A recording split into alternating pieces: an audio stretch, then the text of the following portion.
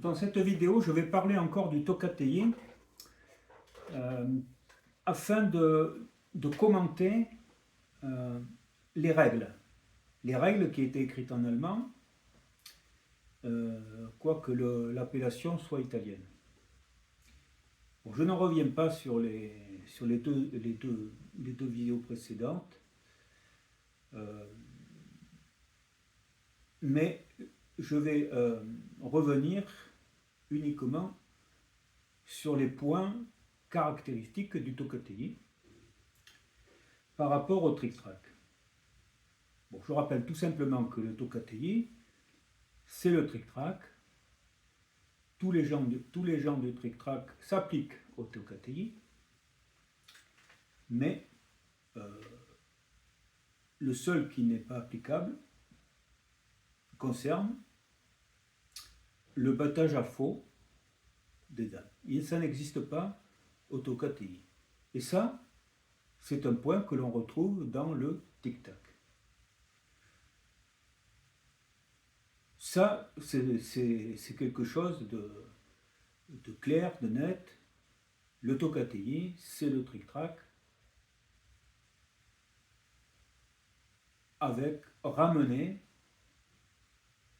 au tic-tac, mais pas complètement. Et c'est là que le problème se pose et que ça appelle des commentaires, parce que en voulant réaliser ceci, les auteurs ont eu de sacrés problèmes, et je peux le montrer.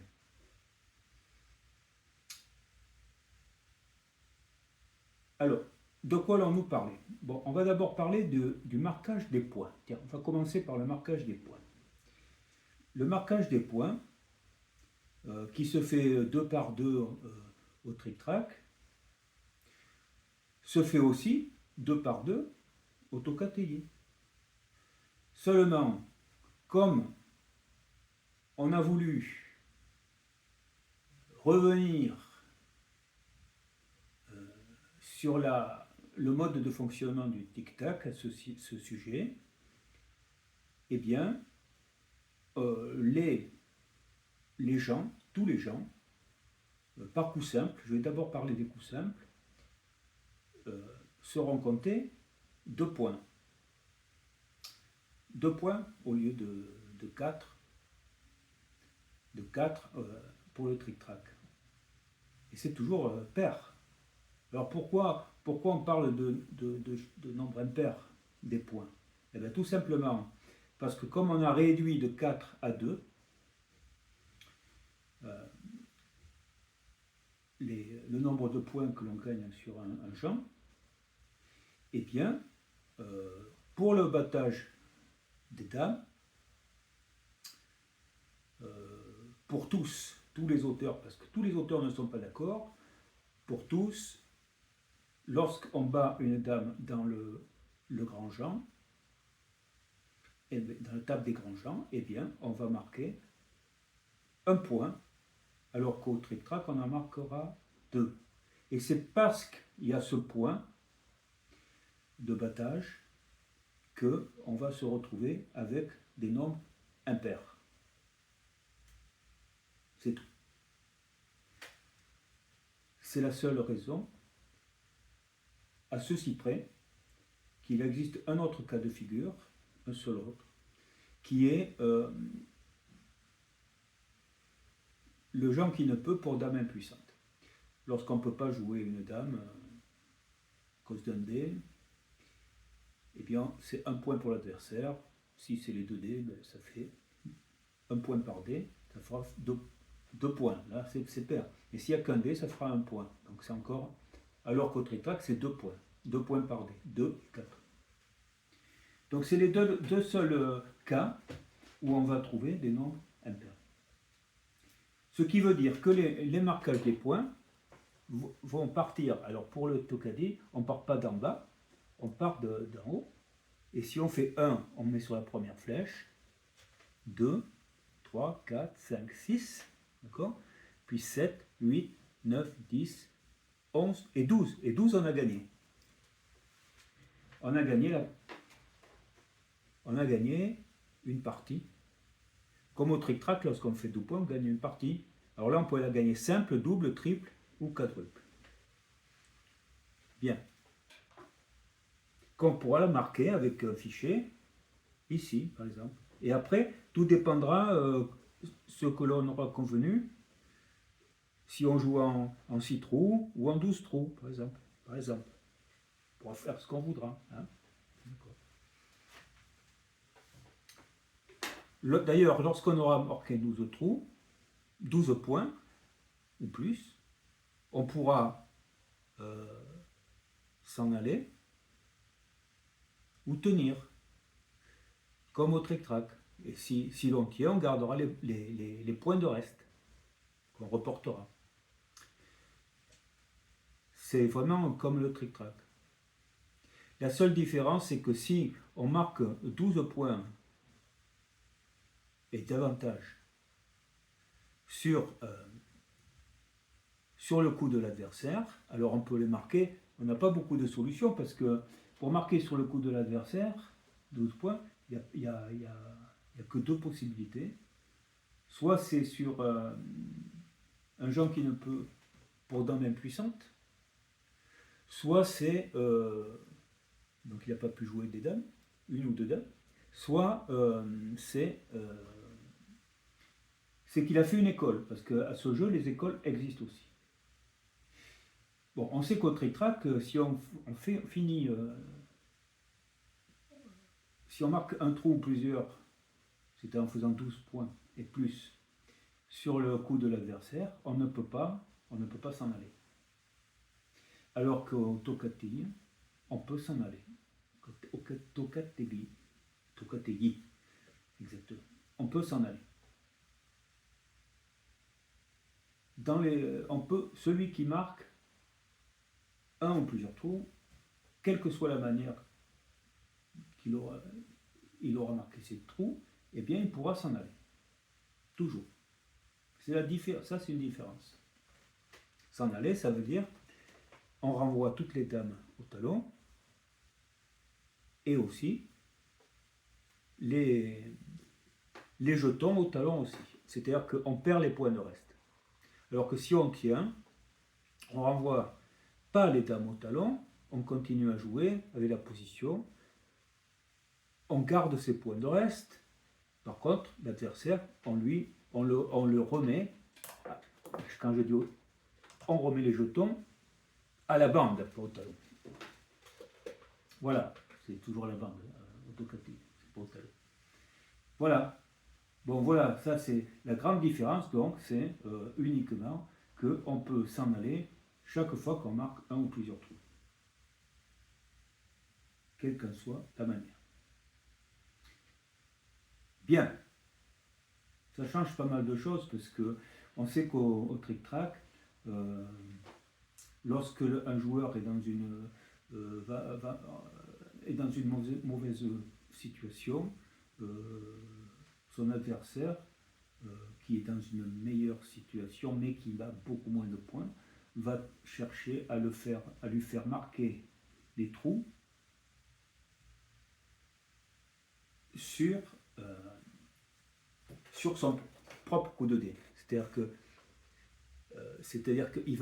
celui qui va marquer les trous, qui a une mauvaise situation, il va marquer des trous, mais il ne pourra pas s'en aller parce qu'il aura marqué sur le coup de l'adversaire. Ben ça ne peut pas arriver au tocategi. Au tocategi, c'est vrai que c'est un nom qui me fatigue un peu, mais bon, je peux dire tocategi si vous voulez. Et voilà. Donc c'est ça. Ça, c'est une grosse différence. Hein. Donc, voilà. Bon, voilà. C'est quand même, c'est en rapport avec le tic-tac. Hein. Parce que le tic-tac, on battait pas faux non plus. Bon, ça allait même plus loin, puisqu'on pouvait mettre une seule dame dans les coins de repos. Bon, il n'y a pas de. Et, disons, et puis on peut passer chez l'adversaire comme on veut. Bon, on voit au tocategi, mais ça sera un autre chapitre, que l'on peut aussi passer sous condition chez l'adversaire. Donc on se rapproche un peu du tic-tac. C'est quand même assez spécial. Bon, voilà ce que je voulais dire.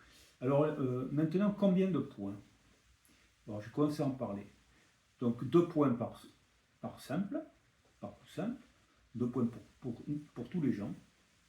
Hein, voilà. Sauf pour battre une dame dans la table des grands gens, où on ne marque plus qu'un point par simple. C'est tout. Bien. Et où arrive le problème? Le problème, c'est les doublés. Les doublés, la première règle va dire qu'un doublé va rapporter, au lieu de 2 points par simple, ça sera 4 points. Et au lieu de 1 point par simple, ce sera 2 points. Et alors, où est le problème?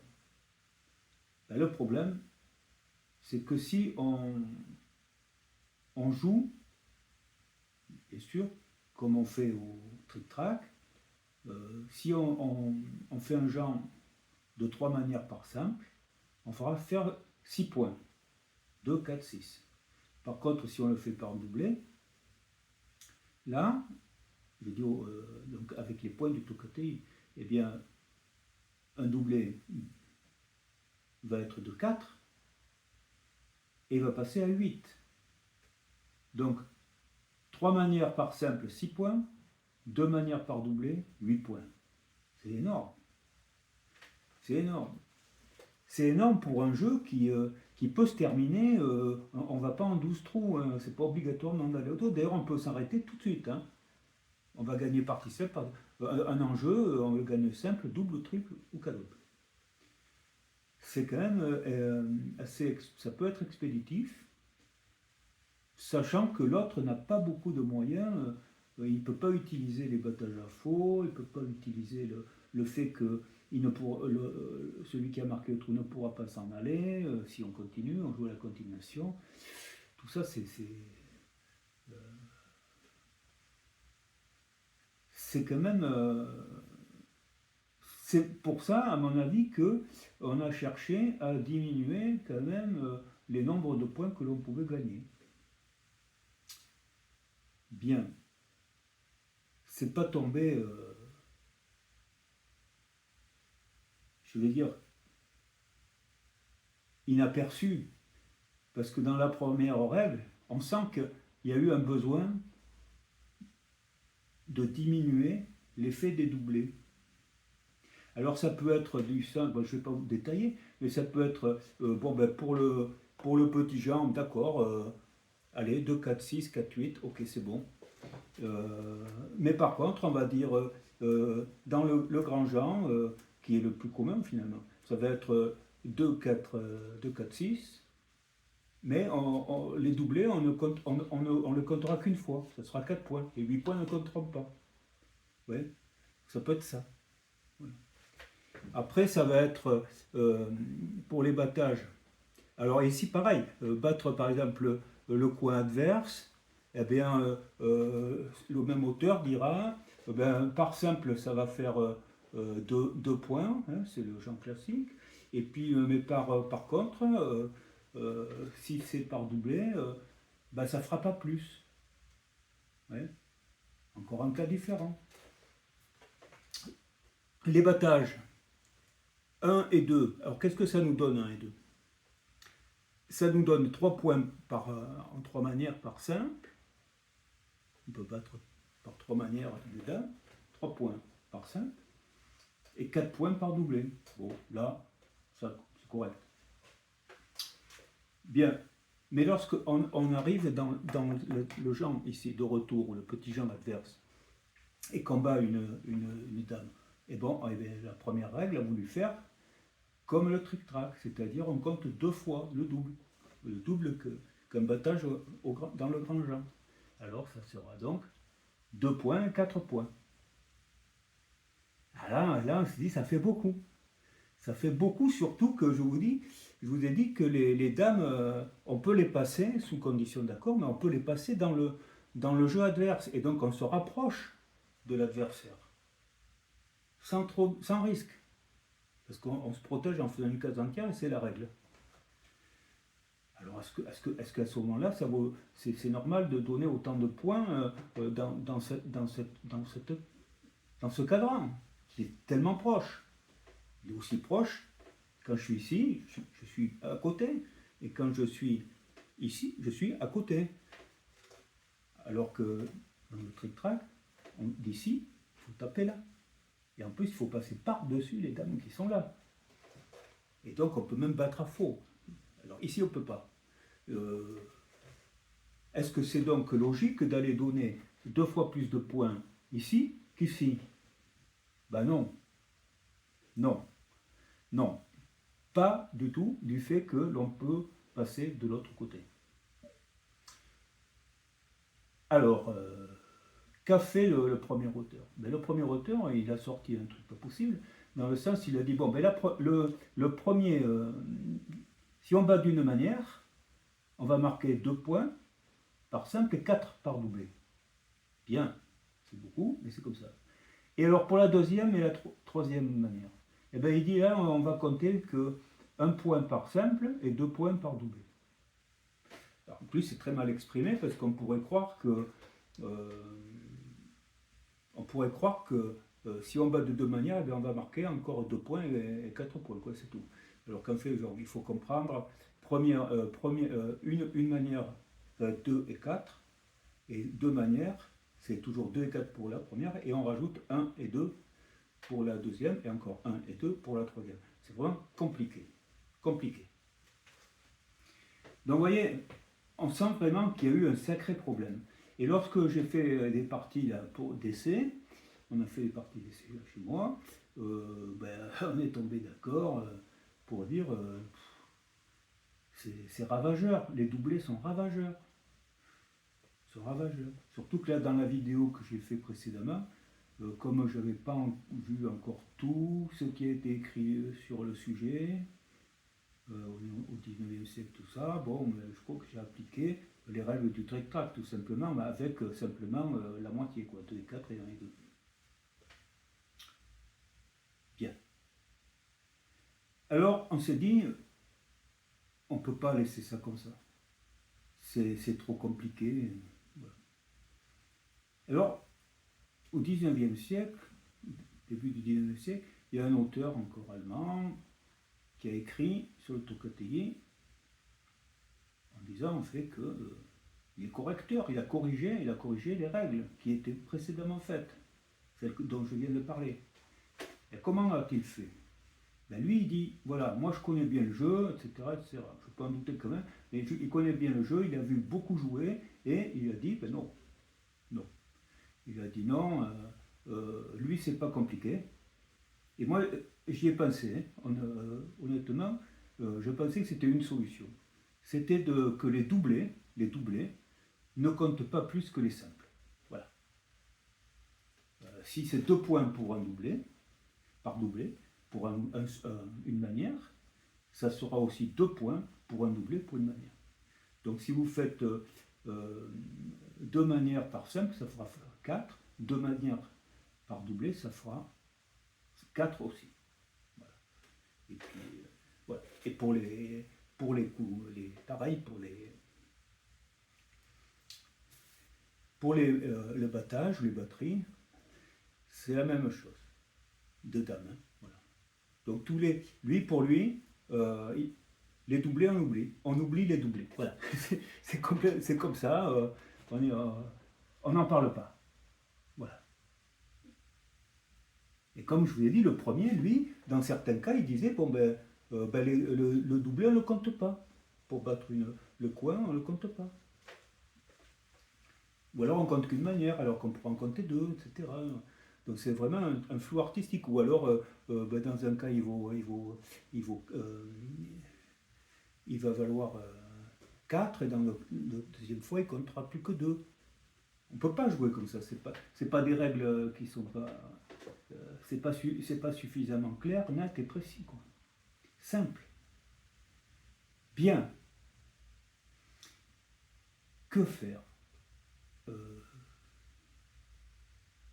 Que faire? Eh bien, ma foi, je me dis, Ce que disait le deuxième, en fait, c'est qu'il était raccord avec le tic-tac. Parce que le tic-tac, c'est un point pour battre, que ce soit par simple ou par doublé, et 2 points. 2 points pour un Jean. Un Jean réussi. Et ça, peu importe le nombre de manières. C'est comme ça. Une fois, c'est tout. Bien. Eh bien, l'auteur, il dit la même chose. Il dit que si on fait un remplissage, que ce soit une, 2 ou 3 manières, ça ne se comptera que 2 points. Voilà. Je crois que c'est aller un peu loin, puisqu'on veut quand même se rapprocher du trick-track, créer quelque chose entre les deux. Si on veut créer quelque chose entre les deux, il faut essayer de compter des points, de faire valoir les doublés, parce que des fois les doublés, ça s'obtient de manière tactique. Alors, que faire? Eh bien, puisqu'on va compter des nombres impairs, eh bien je dis que si on veut faire comme il faut compter pour les gens 2 points par simple et 3 points par doublé. 2 points par simple et 3 points par doublé.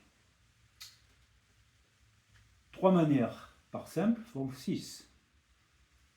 2 manières par doublé font 6. Et on retrouve l'idée du trick-track où on faisait 12 points pour 3 manières par simple et 12 points en 2 manières par doublé. Donc, je dirais que les gens, d'une manière générale, se comptent 2 points par simple et 3 points par doublé. Et ceci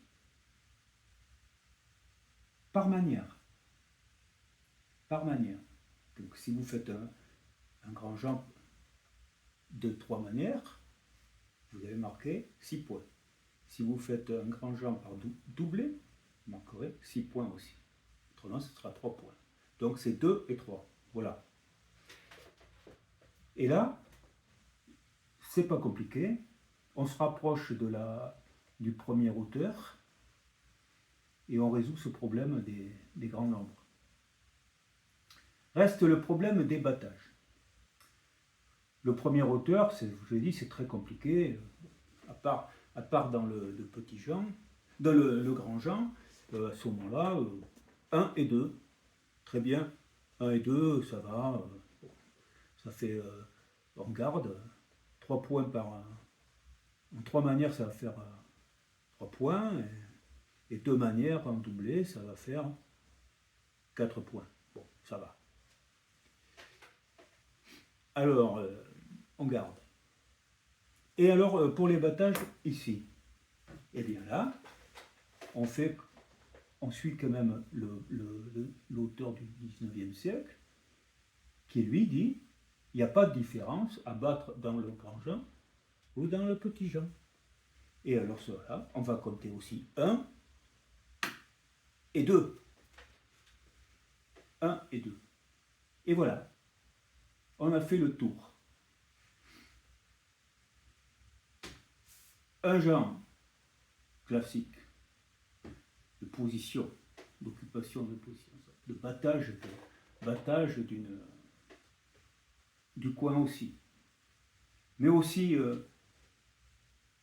faire le Jean de 6 tables, ou les gens de 2 coins, hein, ce qu'on appelle les gens de 2 coins, c'est le Jean de 2 tables, le Jean de Méséas, et le contre-Jean de Méséas, et le contre-Jean de 2 tables. Bon, ben c'est pareil. Là, on va compter 2 et 3. Voilà, c'est tout. Sachant que c'est très rare, et c'est tellement rare que l'auteur du 19e siècle, il disait que pour lui, on ne les comptait pas. Voilà. Carrément, il ne les comptait pas. Voilà. Mais c'est quand même quelque chose d'important au trick-track, puisque ça peut animer un début de partie. Donc on conserve. Donc 2 et 3. Et les battages, c'est 1, les battages de dames, pas de coin, 1 et 2. Quel que soit l'endroit. pas de battage à faux. Et là, on est bon. On est bon. Reste quoi à traiter? Il reste à traiter la sortie des dames. Bon, voilà, c'est pareil. Hein. Les auteurs ne sont pas d'accord, ou en tout cas, le premier, c'est peut-être mal exprimé. Parce que le premier auteur, qu'est-ce qu'il dit? Je crois que c'est 1764. Qu'est-ce qu'il dit? Il dit que lorsque on a ramené toutes les dames dans le quatrième cadran, là où on fait notre le genre de retour, eh bien, lorsqu'elles sont toutes dedans, on les sort. Et on les sort à la méthode lente. Alors là, tous les auteurs sont d'accord, mais c'est la méthode lente. On sort toujours les plus éloignés. Voilà. Mais tant qu'on peut jouer à l'intérieur, on joue à l'intérieur. Même si on a fait son genre de retour, où il y a 3 dames surnuméraires, et elles n'ont pas de privilège, elles ne peuvent pas utiliser la bande comme une case supplémentaire pour pouvoir circuler à volonté, tout d'une, par exemple, et pouvoir conserver le genre de retour. Non, il n'y a plus de privilège. Toutes les dames, qu'elles soient les 3 dames surnuméraires, ou bien les 12 qui servent à faire le genre, le retour, eh bien, on doit toujours jouer dedans, quitte à rompre. Voilà. Et on doit le rompre. On sort toutes les dames, les dernières qui sont situées. Et puis c'est tout. Bon, on est d'accord avec ça. Bon, c'est pas gênant. Hein, c'est très bien.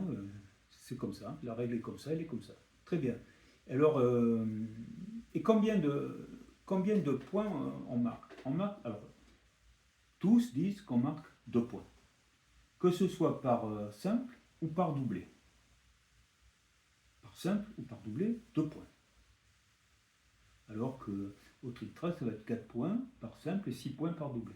Donc on aurait pu penser 2 points par simple et 3 points par doublé, par exemple. Mais non, là on va s'y tenir. On va dire 2 points par simple. Et j'ai une raison de le dire. Alors, la raison, elle est la suivante. C'est que sa méthode lente, elle est lente, par définition. Donc, lorsqu'on amène toutes les dames dans le quatrième cadran et qu'on les sort, l'autre fait pareil de son côté, mais comme on sort les dernières, bon, c'est lent, ça peut durer longtemps. On voit pertinemment à un moment donné qu'un joueur va sortir avant l'autre. Donc, comme au trick-track, les joueurs peuvent s'entendre pour dire que le relevé est terminé. Mais qui a gagné? Alors, au trick-track, comme il y a possibilité de gagner par simple ou par doublé, pour décider, il faut que celui qui est désigné par les deux comme celui qui va sortir le premier, lui, il prend les dés, il les lance comme si c'était le dernier coup, pour savoir tout simplement s'il fait un simple ou un doublé. S'il fait un simple, il va marquer 4 points, et s'il fait un doublé, il en marquera 6. C'est tout. Autocatini, c'est vraiment un truc qui va m'énerver. Un Tocatini, que se passe-t-il? Ben pareil, sauf que c'est la méthode lente, donc alors que l'autre c'est la méthode rapide en plus. Hein. Bon, que va-t-il se passer? Si on dit que le simple et le doublé c'est la même chose, alors il n'y a même plus besoin de lancer les dés. Si c'est les noirs qui sont les premiers arrivés, bon, et alors ben, ces noirs ont gagné. Et ils marquent 2 points. Terminé. Il n'y a même pas besoin de lancer les dés. Donc ça, on garde. On garde. C'est intéressant. Voilà. Le premier auteur, lui, il dit un truc assez compliqué, puisqu'il dit, bon, ben, celui qui sort le premier a gagné la partie, laquelle on ne sait pas, a gagné la partie, mais il garde les 2 points. Par contre, il ne peut pas il gagne 2 points, mais il gagne la partie, il gagne 2 points, mais il ne peut pas jouer pour le relevé suivant. Il garde les dés, puisque c'est lui qui sort le premier, mais il ne peut pas marquer le point de reste. Alors, c'est pas évident ce truc-là. Alors que l'auteur du 19e, lui, il dit ce que j'ai pensé, c'est qu'en fait, ce que ça veut dire, c'est que lorsque, avec les 2 points pour sortir, un joueur se trouve en position de faire son 12e point, eh bien, il gagne la partie. Et gagnant la partie, s'il avait un point de reste, le point de reste, qui ne pourra pas en avoir plus que 2, eh bien, à ce moment-là, il ne pourra pas réutiliser ce point de reste. Bon, on le voit mieux. Un joueur est ici. Il sort le premier, c'est les noirs, sort le premier, je marque 2 points. Bon, ben là, je n'ai pas gagné la partie, j'ai marqué mes 2 points. D'accord, les noirs ont gagné, ils marquent 2 points. Bon, qu'est-ce qu'ils font? Ils relancent et on continue. La partie n'est pas finie. Il n'y a pas de gain de partie. Par contre, si il se trouve ici, on va dire ici, à 2 points du but, il sort le premier, je sors le premier, je marque 2 points, j'ai gagné. Pas de point de reste. Pas de point de reste. J'ai gagné. 12, je reviens au début. Je marque les points, je marque les trous que je dois marquer en fonction des points de l'adversaire. Je relance les dés, je continue. Par contre, si maintenant je me trouvais ici, au 11e, et que je marque 2 points pour sortir, alors qu'est-ce qui va se passer? Je vais marquer mon point et un 1 de reste. Et là, normalement, au trick-track, je renvoie et je gagne mon point de reste. Et je le mets ici. Au lieu de le mettre ici, je le mets ici. Je repars à 1. Mais la règle du Tokatei dit bien que lorsqu'on est ici, on va avoir 2 points, donc un point de reste, et ce point de reste est perdu. Dans le cas de la sortie, le relevé étant fait non pas sur un genre, mais sur une sortie, alors on ne peut pas exploiter le point de reste qui pourrait y avoir. Bon, ça, moi je trouve ça pas mal, pourquoi pas, c'est acceptable. Voilà ce que ça veut dire. Alors, l'auteur du 19e, lui, qu'est-ce qu'il dit? Alors lui, il va être en raccord avec le trick-track parce que lui, il va dire, bon, ben, à ce moment-là, qu'est-ce qu'il fait? Eh ben, il marque un point de reste. Mais moi, je préfère prendre la première manière qui dit, bon, ben, si on a fait un relevé, c'est uniquement parce que on a sorti toutes les dames. C'est pas une action, on va dire, sur une conservation ou quoi que ce soit, un genre quelconque. Voilà. Donc, je suis pour conserver cette manière de faire. Voilà tout ce qu'il y avait à dire sur les points. On a fait le tour. Donc, avec la manière dont je parle, je vais simplifier. Voilà. Simplifier la marque. Et ça me semble tout à fait cohérent. Voilà, il faudra essayer.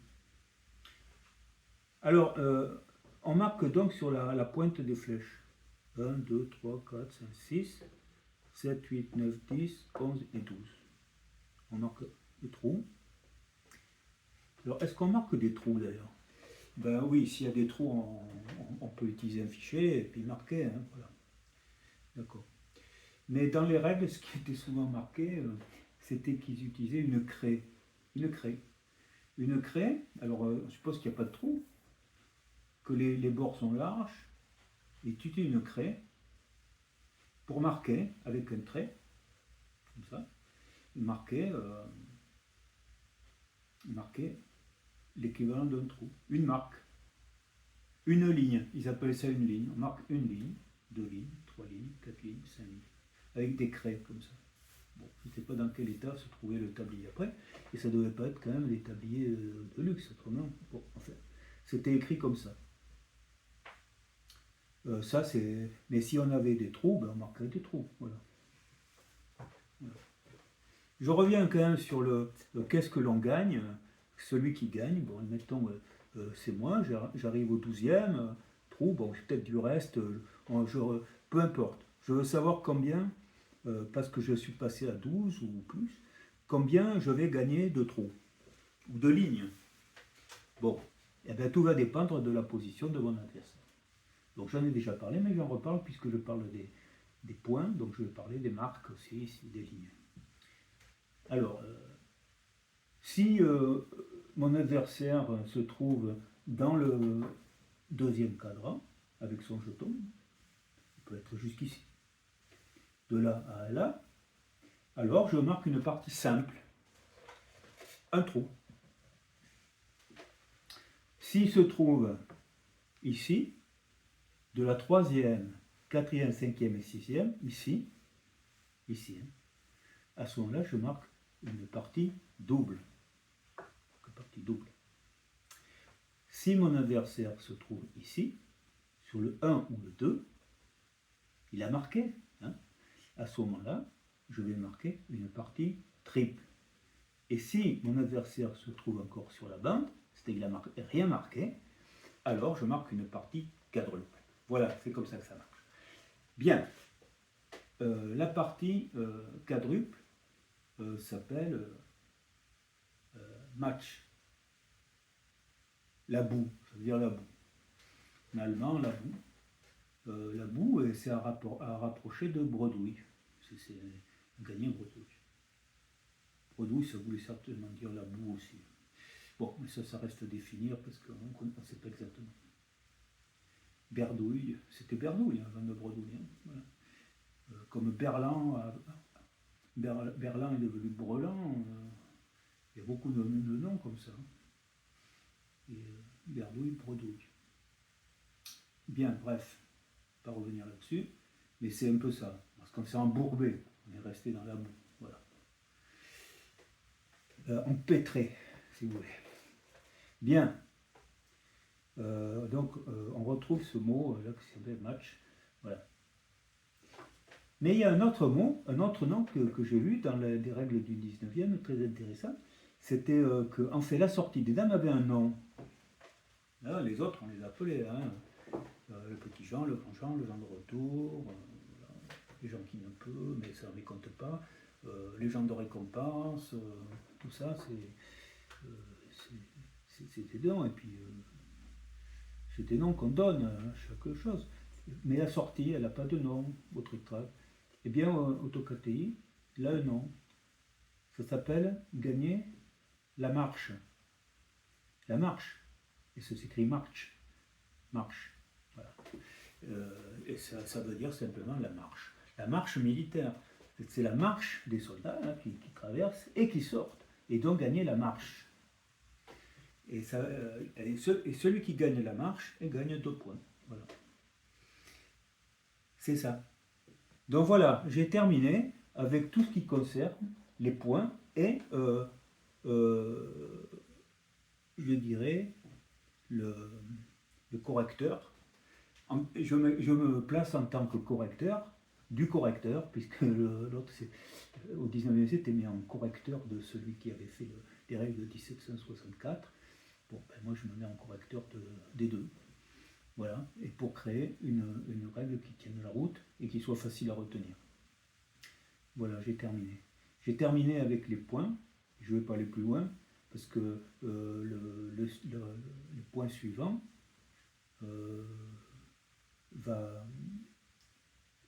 parlera d'un point très compliqué à gérer, qui consiste, qui est le point du passage au retour, qui est strictement interdit au trick-track. Tant que l'adversaire peut encore faire son plein, on ne peut pas s'y mettre dedans. Hein. On ne peut pas se mettre dedans s'il peut faire le plein.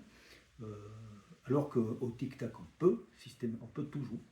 le faire, alors que AutoCAD, eh ben, on va voir qu'on peut quand même le faire comme au tic-tac, mais sous réserve quand même, pas d'une entière liberté. Et cette décision est assez bizarre, surprenante, et mérite d'être vraiment étudiée de près. Et la règle est incomplète. Donc il faudra à ce moment-là imaginer le pourquoi de cette règle. Qu'est-ce qui a amené à... Alors c'est certain qu'on a voulu se rapprocher du tic-tac, mais avec un frein, par rapport au tric-trac, et que la décision qui a été prise, il a bien fallu qu'elle repose sur quelque chose. Et c'est ça que j'ai voulu chercher. Alors je vous en parlerai parce que c'est pas évident du tout. Alors, je vous dis donc, écoutez, voilà, c'était un peu long. Merci de m'avoir écouté. Et je crois bien qu'il faudra que j'écrive ces règles telles que je les ai revues sur mon site. Parce que là, j'ai commencé à le reprendre. Donc, sur le site de l'Académie des Jeux oubliés. J'ai commencé à reprendre un peu, en mettant notamment comment on pouvait me joindre par email. Ça, vous le verrez dans la rubrique information. Voilà, et bien je vous dis merci de m'avoir écouté. Et puis abonnez-vous, continuez à vous abonner. Le nombre d'abonnés augmente, ça fait plaisir. Et écoutez, c'est déjà très très bien. Et nous allons continuer. Et je vous dis au revoir.